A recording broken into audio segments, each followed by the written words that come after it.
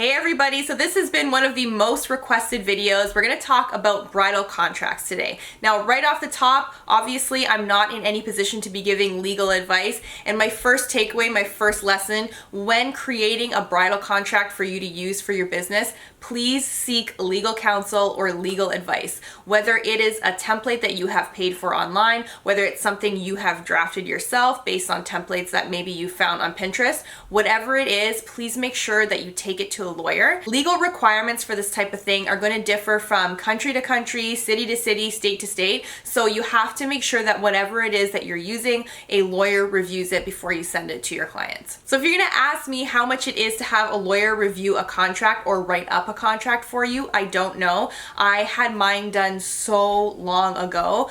I have no idea how much I paid initially, so I can't really help you out with that. But just so you guys know, if you do save up and invest the money on seeking legal counsel for your contracts, it's something that you can pretty much use for the rest of your life. So you have to do it once, it's done right, and you can use it over and over again. I know the legal talk and the contract portion of the bridal makeup industry is a little bit overwhelming and a little bit scary, and it definitely should be because it's a fairly serious matter. But again, great investment, and you're making sure that you protect yourself and your client when you have a contract. So one of the reasons why I wanted to do this video is to give you guys some insight as to what is normally included in a bridal contract, so you guys can better understand why you really need to have one for your bridal makeup business. So I want to walk you through what is usually included in a bridal contract so you can kind of understand the significance of it and how important it is for your bridal business. A lot of you have been asking me what to talk about during the trial with your brides, and aside from just the makeup side of things and the look and their dress and the flowers,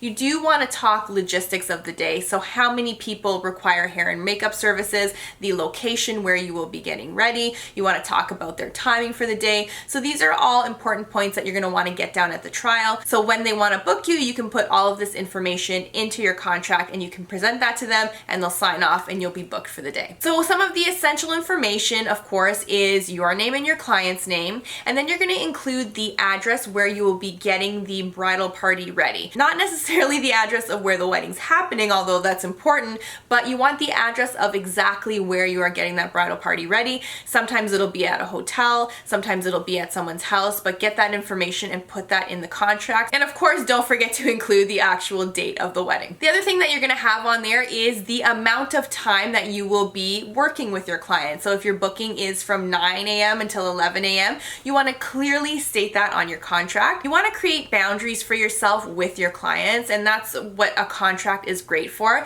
So when they see that in front of them, they know that on their wedding date, you are really not scheduled to be there past a certain time. They won't try to make you stay later. They won't ask you to do extra makeup services because in the contract it states that you're only supposed to be there from 9 until 11 or whatever the timing is. So make sure you do include that in your contracts. It's very helpful. And especially for those of you that are doing multiple bookings in one day, you want to make sure that your times are clearly stated on your contract so you're not double booking, and you want to make sure that you can leave your booking at the time that you need to. Other information that you want to include: how many people you are providing makeup services for. You also might want to indicate that if there are more people that are requiring services, you can do their makeup or hair if time permits. So again, creating boundaries and keeping things really professional between you and your client. One of the most important things to, of course, include in your contracts is your rate for services. So there is no confusion how much you are charging for the day of. So you would usually indicate your rates per service, if you are charging tax or not, and then you want to give them a line where you will have the total amount that they owe you.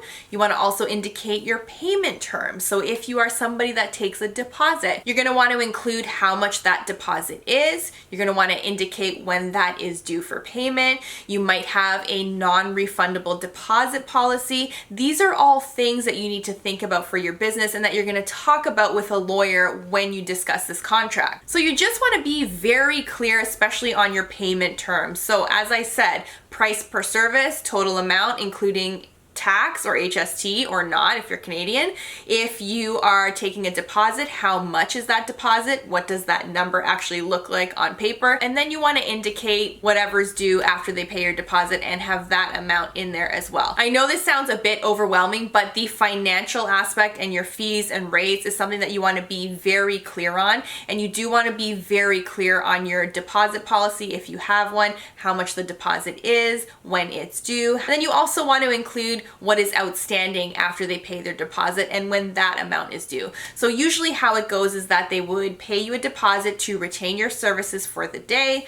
From there, the remainder of the total that's left is what they owe you, and that is usually the amount that they're going to pay you on the wedding day. So that's generally speaking how contracts are structured. Now you can do whatever you want. It's your business. You can charge a 50% deposit, a 30% deposit. It's totally up to you, but just be very clear on how much they owe you, when they need to pay you, and also if there is a deposit, whether it's refundable or non-refundable. So that portion, that pricing segment of your contract showing your rates and your policies for payment is really, really important. So your pricing and your deposit, that's going to be a large part and sort of the main reason why we do the contracts. You want to make sure that you get paid for your services and that nobody withholds money from you and that they pay you on the day of, and you're very clear on the amount that your client owes you. I know that talking about some of the financial stuff when it comes to bridal bookings can be a little bit uncomfortable for people, but again, the contract is a great way to just have that discussion. It opens things up, so you just feel more confident when you're discussing your prices. They're on paper and there is no confusion as to how much your client owes you and when they need to pay you by. So you want to make sure that pricing information is very clear in any bridal contract that you're using. Another thing that is included in bridal contracts, if something happens to you on the day of your client's wedding that is completely out of your control and you can't make it to your booking, you want to make sure that you're protected and they can't sue you for not showing up, or they can't charge you maybe if they have to find a last minute replacement. You don't want to receive the bill for that because you couldn't make it. So if there is maybe a death in the family, car accident, maybe there's a crazy tornado or snowstorm, maybe you are really, really sick and you can't make it, you want to protect yourself in this case. So you just want to make sure you are not liable if something like that happens to you and you can't make it to your bridal booking. The next thing I'm going to talk about is really important to include in your contract, and basically it's a clause about damaging someone's personal property. So if you show up to someone's house and let's say you leave a curling iron on a really expensive dresser, you don't want to be liable for that damage, and you don't want to have to buy them a new dresser or a new tabletop or a new coffee table. Or maybe you have a red lipstick that flies out of your hand and hits a perfectly white carpet and stains the carpet. You don't want to have to pay to replace that carpet. So you need to have a clause in your contracts that protects you from damage to anybody's home or personal belongings when you are there doing makeup or hair. So really important clause to have. I have heard some stories, guys, let me tell you, where this clause has saved a lot of my colleagues and coworkers a lot of money. So make sure you have something that indicates that you are not liable for any damage to the home that you're in if something does unfortunately happen when you're there. The next thing you really have to think about before you put this in your bridal contracts is your cancellation policy. What happens if someone cancels on you last minute? Are you going to charge them? Are you going to let them get away with it? What happens if you are counting on that income for your business, for your rent, and they cancel on you 2 days prior to the wedding? Usually most bridal makeup artists do have a cancellation policy. For me personally, if my client cancels on me within 60 days of the wedding date that we listed on the contract,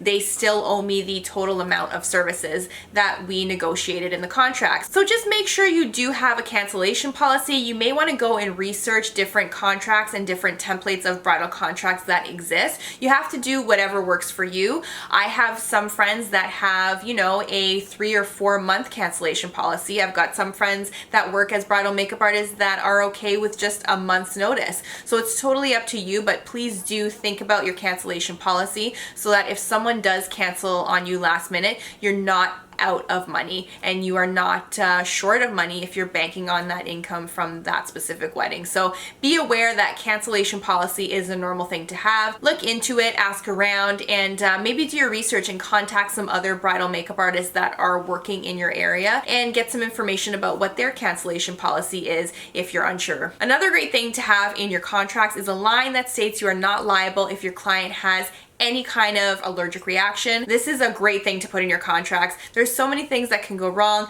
Lash glue, foundation, mascara, liquid eyeliner. People have allergies to so many different things. You want to be able to protect yourself in that case. You're not going to be able to have a trial with every single person that you're working on. So just make sure you do include a line about that. Just makes it so if anything does happen, it's not really your fault and it's sort of out of your control. And you don't want to have anybody withhold payment because they are allergic to something that you did not know about. So protect yourself with that and make sure to make a note to include a line about not being liable for any allergic reactions. Those are just a couple of the things that can be included in a bridal contract. One of the reasons why I just wanted to touch on a few things is because I did want to make you guys aware that doing contracts for a business, it's a pretty serious endeavor and you do want to have a professional help you create this.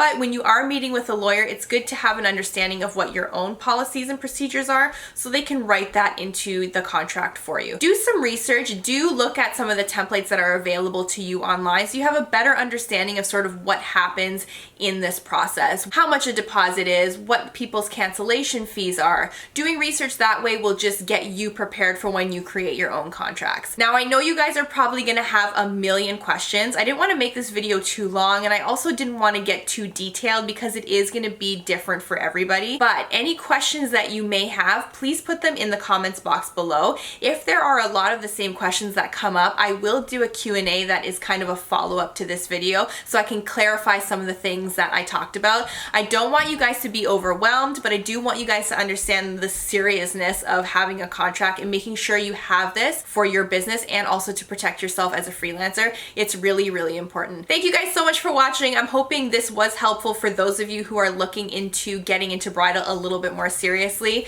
If you want to see more videos like this, don't forget to subscribe and give me a thumbs up if you like this video. And of course, you can always come and say hi to me on social media. And I will see you guys on the next one. Bye!